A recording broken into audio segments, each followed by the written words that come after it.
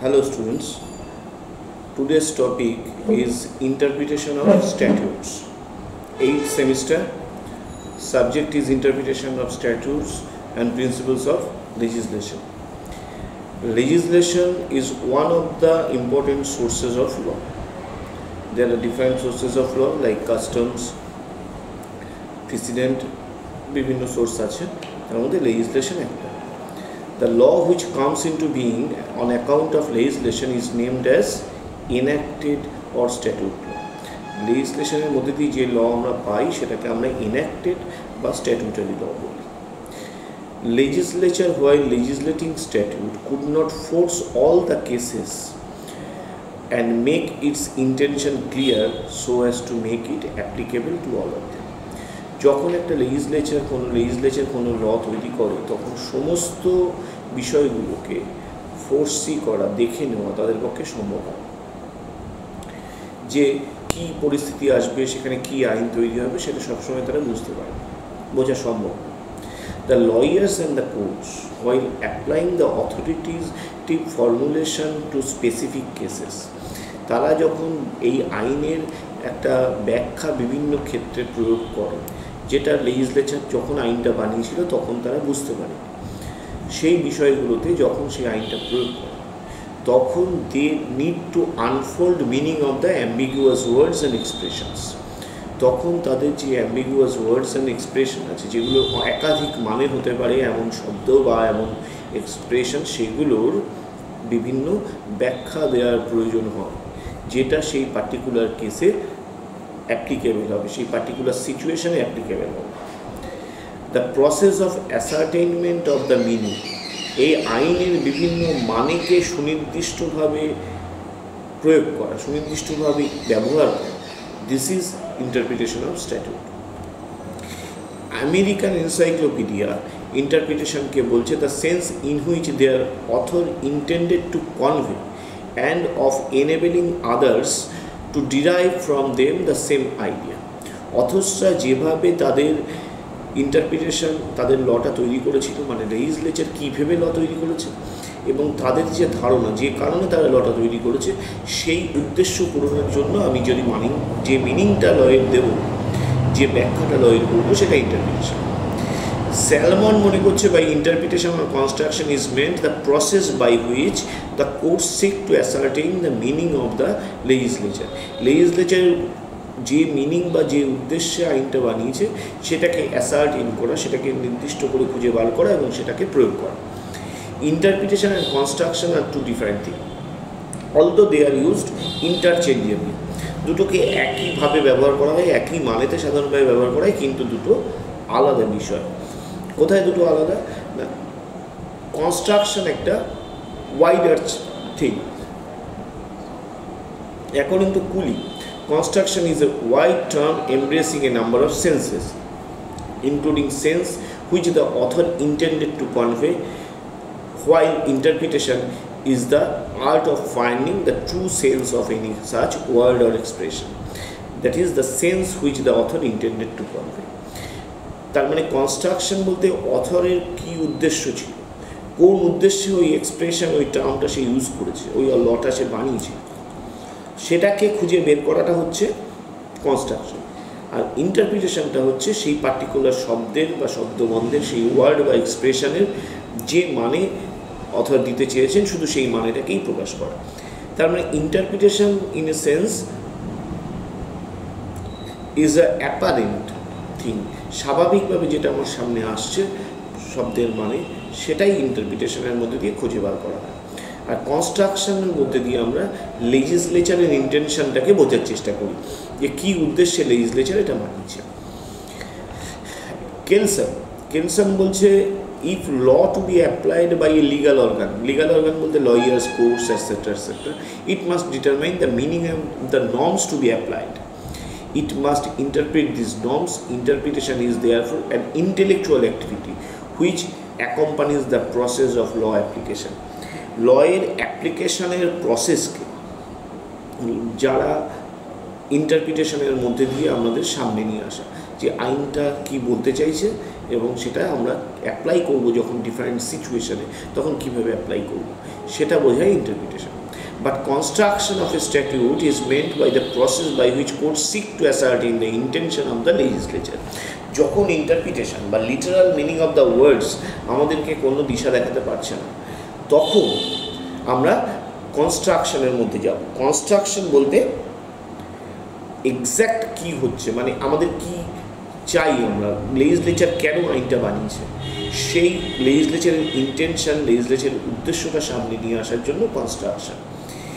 Interpretation is therefore such an important creative function of the courts.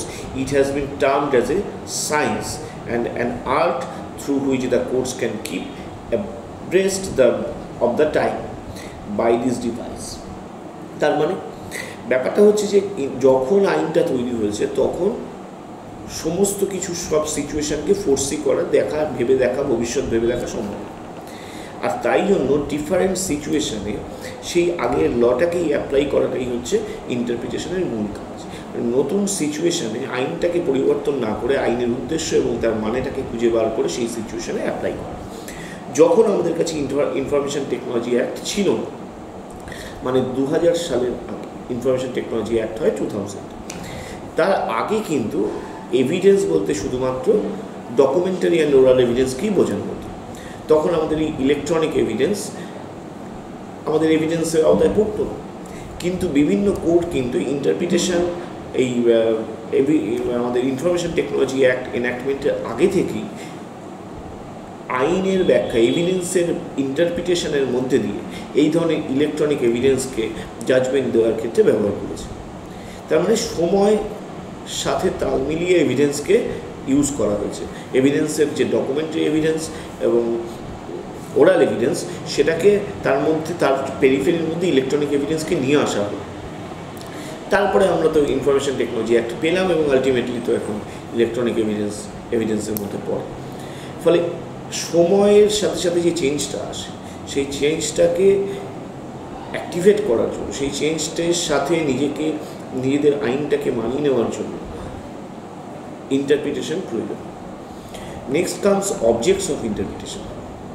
No interpretation is necessary in the case of customary or case law, but because of the binding nature of statute law, it is more necessary to find out the legislative intention. Customary বা case ল যেগুলো, সেগুলো case লাতে কী হয়, president যেগুলো case to case determine করা হয়, সেখানে খুব বেশি ইন্টারপ্রিটেশনের প্রয়োজন হয়। কাস্টমারি ল বা কাস্টমস যেগুলো, সেগুলো custom bind, there is very little scope of interpretation. কিন্তু লেজিসলেচার মেড যে স্ট্যাটিউটারি ল, সেটার কিন্তু বাইন্ডিং ফোর্স সাংঘাতিক, সেটা সবাইকে বাউন্ড করে, everyone is bound by this law. So while applying this law, we have to decide on which subjects this law to be applied. We have to decide how this law shall be applied. In deciding these things, we need to interpret the law. So interpretation is more required for statutory laws, particularly where there is ambiguity, where the law is susceptible to more than one meaning, more than one interpretations. The task is not so easy. Now, words used in a statute may convey more than one meaning. statute যে শব্দটা ব্যবহার করা হচ্ছে, সেটা একাধিক মানে তা থাকতে পারে। কেন থাকতে পারে? The word may have more than one meaning. The meaning of the word may change with the change of time. সময়ের সাথে সাথে শব্দের মানেও বদলে যায়, তার ইউজ বদলে যায়। Secondly, it is not possible for the legislator to enact statute by foreseeing the all contingencies. ভবিষ্যতে কী হবে সব কিছু ভেবে নিয়ে আইন তৈরি করা সম্ভব নয়। 3 নম্বর, a particular word or expression in a statute may have different meaning in different portion of the statute. স্ট্যাটিউটের বিভিন্ন জায়গায় তার ডিফারেন্ট মিনিং আসতে পারে, একটা শব্দ বিভিন্ন ব্যাপারে ইউজ হয়। Suppose an act on medical treatment, there operation may mean medical operation, their operation of law may mean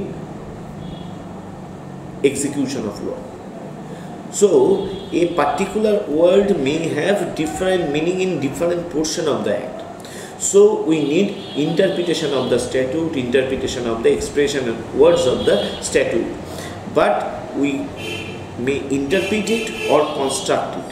While interpreting it, we have to stick to the meaning of the words of the statute, meaning of the expression of the statute.